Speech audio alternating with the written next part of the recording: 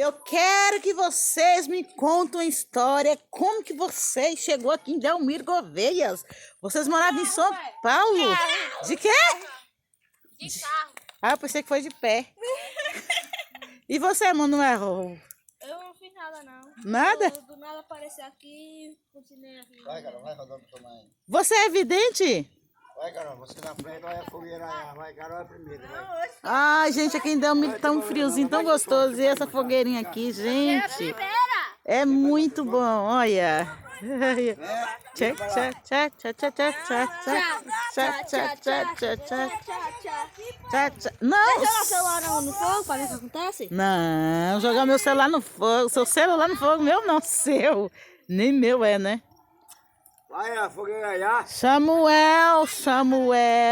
Vai começar você. É, Manuel Messias. Carol. Caroline. Samuca. Ele não quer pensar de mim. Olha que foguinho quentinho, gente. Ai, eu gosto disso. Eita, que delícia. A vida antes de dormir. Ai, mano. Mas vamos dançar todo mundo. Dançar voando. Quantos anos você tem, Ana Carolina? Eu tenho 24 anos. 17. Como 17. chamado São Samuel. Eu perguntei pra Carol, quantos anos você tem? 16. Tá lá usando a lua, pagou? 16 anos, você tá muito grande. Não. Olha que É lua a linda. vida. Faz um. Olha a lua que linda que tá. Não tá dando pra ver a lua. É a lua ali, é? Tá parecendo um poste, mas é a lua ali, viu, gente? Eu achei. Aqui é o poste, aqui é o poste. Ali é a claridade. Ó a fogueira, que linda.